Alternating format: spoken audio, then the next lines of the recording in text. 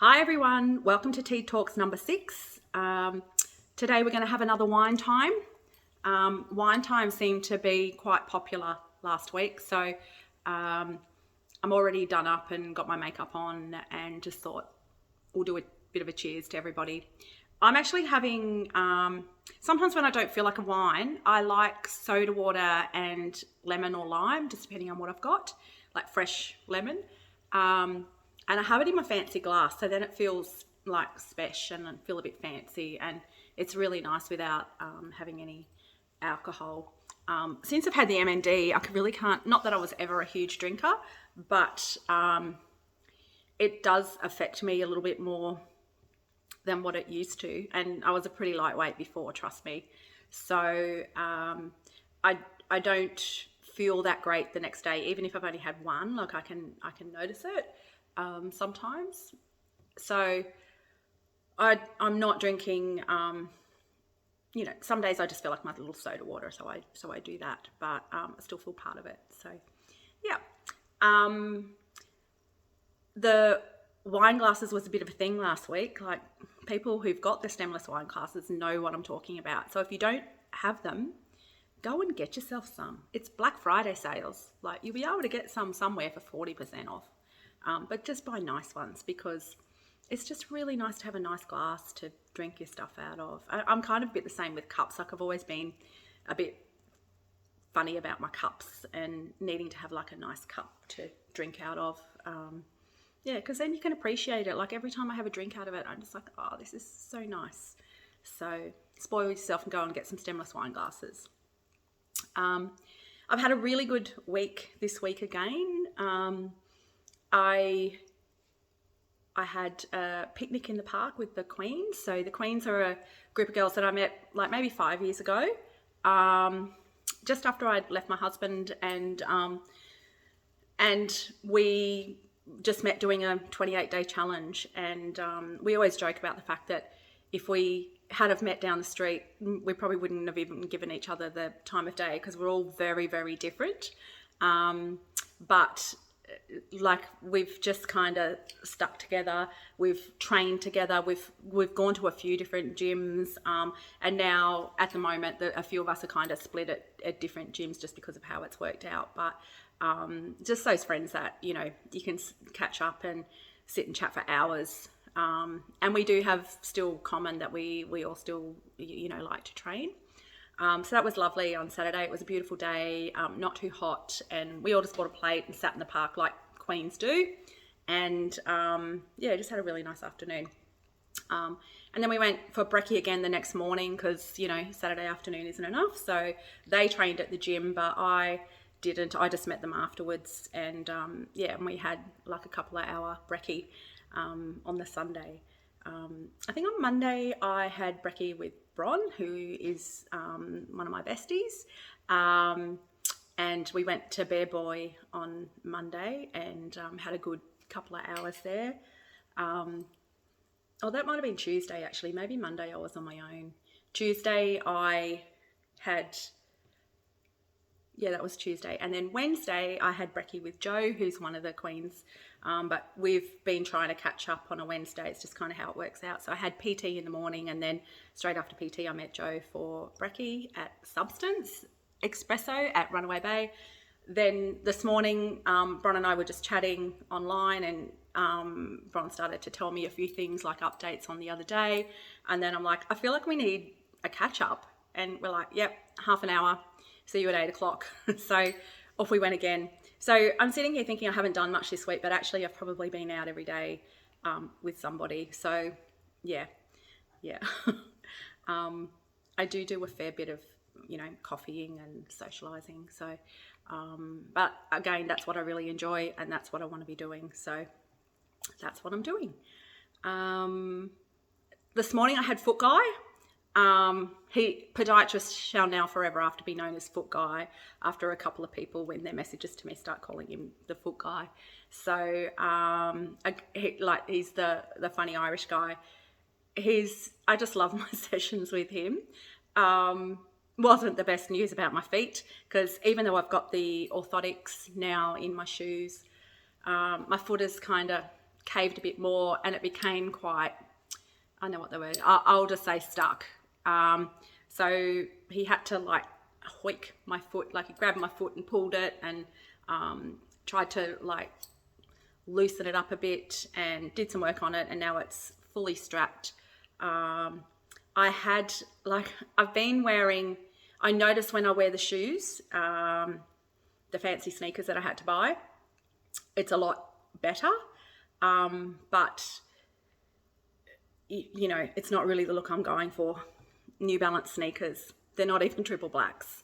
So I went and bought some Airflex white sneakers because I thought maybe I can just embrace the white sneakers with the, you know, dresses and stuff, and do that, and perhaps get another pair of orthotics for my foot to go into the white ones, because we have two issues with the orthotics I already have. The first issue is I can't actually take the orthotic out of the shoe because my hands aren't strong enough. And then when they did come out of the shoe, the new shoes are not wide enough to take the orthotic.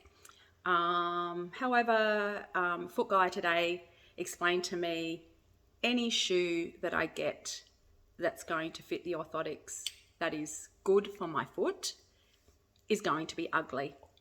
So he said we need to do the 80-20 rule. You can wear your white ones, keep wearing them, but you can only wear them 20% of the time.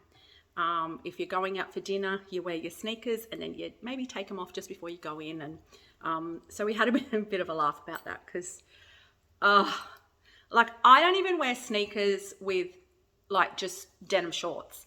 I would always wear, that's not a look I like.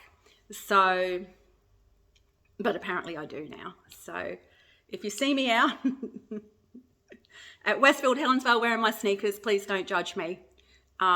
It's just how it has to be for now. I'm finding the foot like to be a pretty big issue.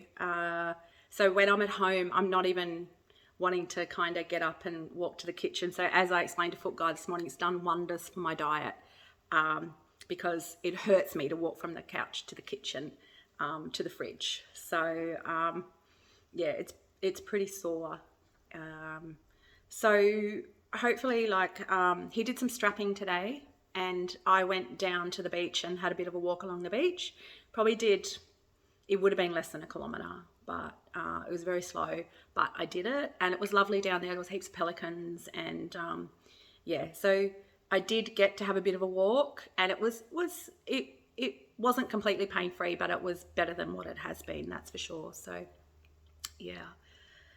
So I'm going to see him again next week. I think we're going to become friends, having regular catch-ups. So, but that's okay, because that's quite a nice visit, that one, even if he doesn't have the best news for me.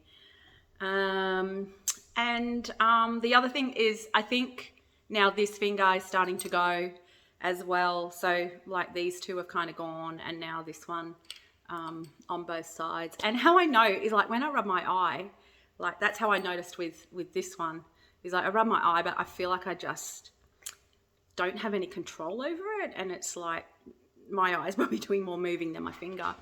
So that's kind of how I know about that. So that's happening this morning, and yeah, it's funny because I can still do things like I can get on my phone, I can drive my car, that's all fine, like more the bigger movements I can do, but writing is absolutely shocking. Like I look like chicken scratch. Anything fine motor is really tricky. So picking up things off the ground, like trying to move, like if I try and move that finger, I can't do it under there. But I can on this side, but I just can't on that side, it just won't go. So sort of, yeah. Anyway, so because my fingers are starting to go, I just decided let's go and get a manicure. And so I've ended up with, I used to do my own nails, and I always have done my own nails since I've grown them. I did bite my nails for 46 years, but when I left my husband, strangely enough, I stopped biting them, and I've never bitten them since. So read into that whatever you will. So I've always kind of had them painted and nice, which I like. And so I was getting a pedicure, and the lady was like, "You want your nails done too?" And I'm like, "Oh no, they're fine." Like, she's like, "No, let's just do them." I'm like, "Oh, I'm rich. Why not?" So I've got shellac on my nails now, and she's told me next time I need to get the gel. But she was like, it would be too expensive for you to get them done this time. And I thought, you don't know that I'm rich. But anyway, I'll go with that. So she told me that I need to get the gel next time. So we'll put the gel on next time and see if she's right. So I feel all good because I've had my feet done and my nails done. And apparently they were quite disgusting. Like, she clipped off heaps of stuff and was telling me like how she kept telling me, oh, I don't know. Anyway. What a gross job. I would hate to do that. But anyway, I'm glad there are people that like doing that. And she did such a good job. Like, she was so fussy and yeah, so that was really nice. I did have a couple of questions about where I got the bra from, and it was from Every Human, which is a really great website that has heaps of different options for people with disabilities. So jump on there and have a look if you've got MND or something similar and need that. I thought this week I might talk about how I knew I had MND, because I've had a few people ask me about that. So back at the start of the year, like, I was really super fit. I did a challenge at the gym and actually won the challenge, and I was going to the gym every day, which I have done for a long time, but I was really into it. Like, I don't know, when you get in the zone, you're in the zone. So I was going every day, eating really well, had stopped buying butter, which is my big failing as far as food. Like, overnight, I'll find anything to put butter on. So I'd stopped buying butter and had really got my act together, and was feeling really good. I was doing burpees chest to ground. So about a month after that, I think that was March, April. So at that point I was still really good, and I also had body scans, so that had shown that my muscle was growing, or was getting more muscle. So it's probably interesting for me because I've got like real evidence of where I can see where it started to happen. Early May, I noticed when I was in the shops that I was trying to hang things on the coat hangers with the squeezy handles, and I couldn't squeeze the handles. And I was thinking that the shop had new coat hangers. But then after a few different shops, I kind of realised it might have been me and not the coat hangers. So then I was thinking it was probably carpal tunnel, even though I had no pain. And it was something I thought, look, I'll deal with this. I had holidays coming early July, so we weren't far off. I'm not someone who runs to the doctor every 5 minutes. I didn't even really have a doctor. I have old mate who says, I go and say, can I have this drug? And he'll say, have you been on it before? I'll be like, no, but my sister has. And you go, okay, write it out. So that's probably the level of my doctor. So Ebony had just started seeing another doctor. And I'd started kind of noticing that I was losing a bit of strength, like in my arms, like not a lot to worry about, but I just kind of noticed that. And I had also noticed that at the gym we had moved, our trainer Phil had moved to Fitness Compound to a different location, started up his own. He used to have it at his house outside, and then he moved to a premises down in Mollendina. So he paid a fortune for this fancy floor, and he was talking about how great the floor was and stuff. And ever since I started at that gym, I could not do burpees chest to ground. And I remember going to breakfast and saying to my friends, look, he's paid a fortune for this floor, but I hate it. I can't do burpees on it. I don't know what it is. It's too hard. And I just can't do it. I couldn't kind of get back up. But he did have a grass sled track down the middle. So I was going there, and to start with, I could do them on there, but then I couldn't even do them on there. So I was noticing that. And in my PT, there was just this one particular day where he gave me bicep curls to do. And I dropped them, and then I said, I feel like I've lost strength in my arms. And I was still kind of putting it down to the carpal tunnel, even though I didn't have any loss of, I didn't have any pain, which you normally would have with carpal tunnel. So, and then we got on Google and started looking. I said, I think it's carpal tunnel. And he's like, oh, no, I'm looking it up. So he looked it up. And I think he had probably noticed before then that I had lost some strength, because like I was really on fire like a month before. And then all of a sudden I'm like, you know, I was doing like 5 kilo side raises really easily. And then like everything was just harder. And that's what he was saying to me. Look, I'm noticing, because when I said I feel like I've lost strength in my arms, he was like, well, actually, I feel like you've lost strength all over. And we did have a bit of a chat about it. And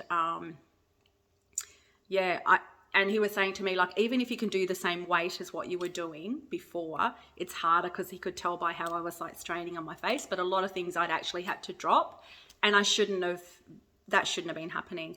So Ebony had started seeing this nice female doctor, and so I went out to see her.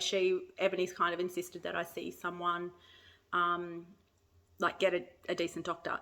So I went out and saw this doctor, and like she was quite nice, and but she wasn't really, she kept thinking it was like a sports injury and wasn't really understanding. But anyway, she did all the tests. So first of all, I had I think it was an MRI on my spine, to thinking it was a sports injury perhaps, and that came back clear. Then she sent me for, what was the next thing? A CT scan on my brain. So by this stage, I'm thinking we're looking for a brain tumour. Then I think she was starting to think that I was just full of shit, actually, and that I was anxious. So then she was saying, well, it's come back clear. And I'm like, well, I'm not right. Like, what are we doing? And I was like begging her. I'm like, but I can't lift. I can't hang things up. My writing is funny. I still had no pain, but I was like, I knew something wasn't right. I never in a million years would have thought it was MND, but I definitely knew something wasn't right. And then, so she sent me for a brain MRI. And that also came back clear. So after that, she told me that she thought it was anxiety and that I should download the Smiling Minds app. And she gave me a referral to a neurologist who wasn't taking new referrals and had a 2-year waiting list. And honestly, if you had seen the referral that she wrote, they just would have ripped it up and chucked it in the bin. It was so ridiculous. Like, basically said she lifts weights. She's reporting she can't lift weights. It's just, oh my God, it was so primitive, the referral. So I was talking to my trainer, and like he was really pushing me this whole time just to, like, he was the one that made me go to the doctor to start with. Like on the Friday, he said to me, you need to go to the doctor. And on the Monday when I was sitting in the doctor's room, he's messaging me going, did you go to the doctor? And I'm like, I'm in the waiting room. Anyway, so I was saying to him, she's telling me it's anxiety, and I was on holidays by this stage, and I'm like, I feel like I'm never going back to work. I didn't really have anything, I don't know, it was just gut instinct. Like it was still probably the same symptoms, just a loss of strength. Fine motor was tricky. So anyway, I remembered I had a really good doctor who helped me when I had Jack, and he was our family doctor, but he had moved to a different site, and he'd started charging, like he didn't bulk bill, and probably back in the day I probably couldn't afford to go and see him, and also didn't really need to be paying a doctor for when I could get old mate just to write my scripts out for me. So I thought, well, he's a good doctor and he knows me, like he will believe me, because I felt like with this doctor, I'm like, but I can't do this and I can't do that and I can't do this. And anyway, so I booked in to see him, and like, he's just the most loveliest man. Anyway, he took my hands and had a look at my hands, and he was like, see this? He asked me a few questions, and that was a real difference. He's like, with the other doctor, I was like, but I can't do this. And he was like, okay, so what's happening here? And when this happens, does this happen? And, you know, he was asking me the questions. So he looked at my hands, and this part here was like super flat. And he said that really should be padded like there, but it was really flat. And he was quite interested in my hands and said to me, look, I want to send you for like a nerve conduction test. I feel like every week it was like $400. Like I was like, you know, another 400 for the MRI, 400 for the nerve conduction, 400 for a neurologist. But anyway, I am really feel grateful that I could, you know, well, I'm rich, but, you know, I'm not really that rich, but I was really grateful that that was something that was an option for me, because I would hate to think what it'd be like if you couldn't afford that and you had to wait. So I went and had the nerve conduction test, and at that test, on that day, was the day that I thought, oh my God, something's wrong, because they were looking at my hands again, and the doctor could see, I don't know if you can see in there, like that. I don't know how you can kind of see it, but there's like a gap in there, and that was actually cramping on the day. And he said to me, there's a cramp going on in there. It's actually cramping now, rolling around. So he did all the stuff that he put all these things on me, and like, but I could tell he was panicked. So then he went and got his supervisor, the head doctor. He come in, and you could tell he was panicked, and they're like, where did you get all your tests done? We need to get them. And, you know, we're thinking we might need to send you to the hospital for them to follow up with you. And I'm like, my job is like managing wait lists for Queensland Health. So I'm like, well, the hospital aren't going to see me because, you know, there's long waiting lists and stuff. And he's like, oh, I'm pretty sure they'll see you. And I'm thinking, okay, this is not good. So there's no way the hospital would see me unless it was very serious.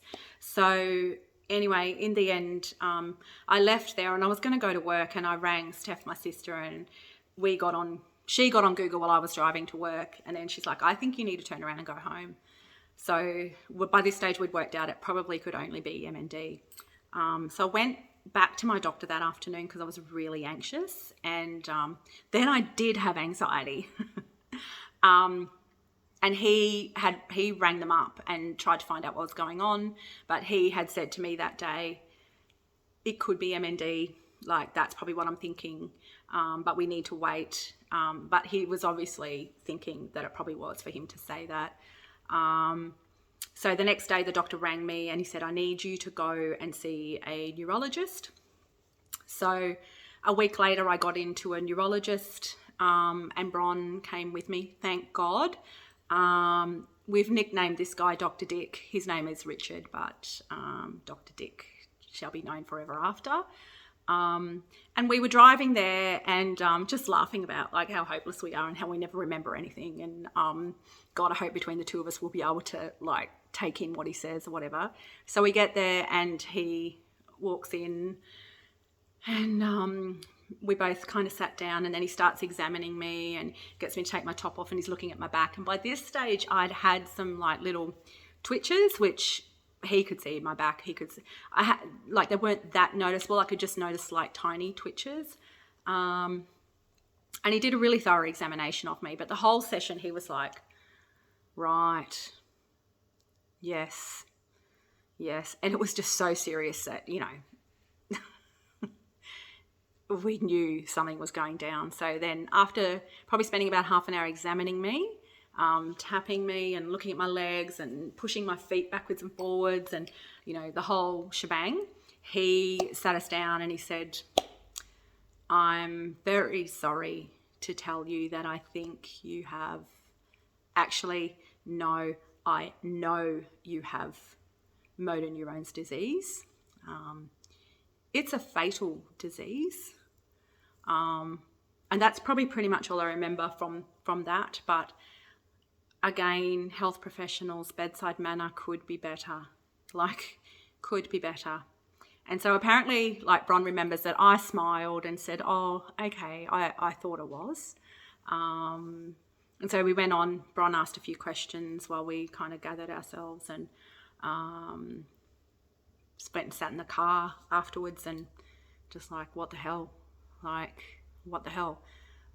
He said to me, I kind of asked because I could tell like from the May until now, or until that time, which was the end of August, like the progression. And I said that I wanted to know, as far as the progression, what he thought. And he said to me, like most people live 3 to 4 years, but for me, it was, given that my first symptoms were in May and how much I'd progressed in just those few months, he felt like I probably had 1 to 2 years. But me, I'm someone who just needs the information. Give me the information, I'll be fine. I would much rather do that than go away thinking, shit, I wonder how long I've got to live. And also, like, on a practical thing, which is me, I'm very practical. I need to know, like, do I continue to work, or, you know, can I afford to not work? You know, if you're living 1 to 2 years is very different to living 5 years, you know. So they're things that I kind of needed to think about as well, because like I'm on my own and I need to be able to pay for stuff and still be rich. So yeah, so that was pretty much how it all evolved. Yeah. So that was, I hope no one ever has to go through that, because it was pretty shit. But, you know, it is what it is. So we move on, and yeah, like I was able to make the decision to not work and just go out and enjoy life. So that was how I got diagnosed. They were the signs that I had. Probably got onto it a lot quicker than most people because I went to the gym and I had really clear things on what I could do and what I can't do now. So I guess that probably made it easier. However, by now there certainly would have been, like I would have known by now anyway, like because of, you know, it's really clear that there's lots of things I can't do. So yeah. Yeah, so that's how we found out about that. The other thing that I did this week was I went out for dinner with Ziggy and Ebony last night. I just had the most loveliest night, and I'm so proud of them. Like, we were sitting there, we went to Crafty's, half price pizza night, and we were just sitting talking, and they've both got gubby jobs. Ziggy works for NDIS and Ebony works for Veterans Affairs. And just how they were talking about their jobs, and we pretty much spent the whole night kind of talking about that stuff. But I heard Ziggy say, "Oh, you know, you could do this particular role, Ebony. That's really good how you did that." And Ziggy was talking about how he likes, like, both of them are very efficiency focused, and that's kind of me. So I kind of felt really proud, and I thought, well, yeah, like. They've got the work ethic, you know, from me, and they've also, they just, you know, like, I'm just really proud of how far they've come in their roles, and that they are focused on being efficient, and they are focused on working in a place with a really good culture and trying to kind of change that culture and teach people, train people, you know, all of those kinds of things. I was just sitting there listening to them, and I was just like, oh my God, like, I'm so proud of you kids. Like, and how great that at 25 and 26 that you're already doing these things. Like, both of them have been in the public service since they were like 18, or not. Yeah, I think both of them were 18. So they have been in the public service a long time. But, you know, they've worked hard as well. So yeah, that was really lovely. We just had the nicest night. Really nice night. It was really nice. Did I say it was nice? Yeah. The other thing is I'm listening to a book called The Henna Artist, and it's really good. Like, I'm probably halfway through, really, really loving it and can recommend. So yeah, that's really good. And what else? I need to have a drink. Drink of my non-alcoholic soda water and lemon.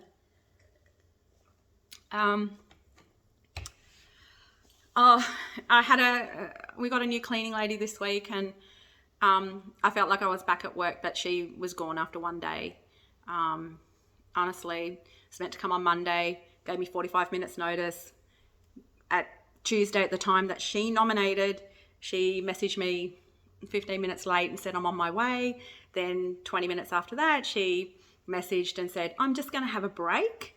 I'll buzz up when I'm, basically when I'm ready. And it's like, what the hell? Like, I've got a life. I've got to be in and out of here. Like, I've got things booked in after you go. So, and then she asked me what I wanted done, and like, she didn't do the stuff that I asked her to do, and she did other stuff, and she took an hour longer than what she was supposed to. And I ended up ringing the cleaning company and just said, honest to God, like, I felt like I was at work and I really wanted to manage her, except for I'm not doing that. Can you please just get me somebody else? So they're getting me another cleaning lady next week. So hopefully she's better. Yeah, but I don't have to, I'm just not going to put up with that. Like, I knew if I persevered, she'd be late again next week, or she'd shift the times or whatever. And yeah, no, I'm not doing that. Wouldn't put up with that at work. I'm not putting up with it in my house. So goodbye. Anyway, that's pretty much it for this week. I have my cousin Marina coming up next week from Tassie. She's coming up to walk on the beach with me, or near the beach. I probably won't be able to walk on the beach because the sand is not good for my foot. But Marina and I grew up together. We lived across the creek. We had a farm on one side of the creek, and they had a farm on the other side of the creek.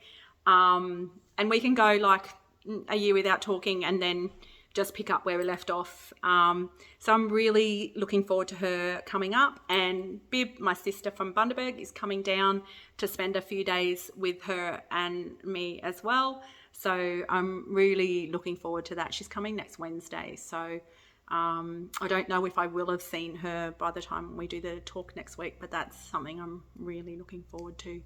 So yeah, looking forward to that. I'm going to sign off now. We'll do a cheers. Cheers. Hope you all have a good week, and I'll see you next week. Bye.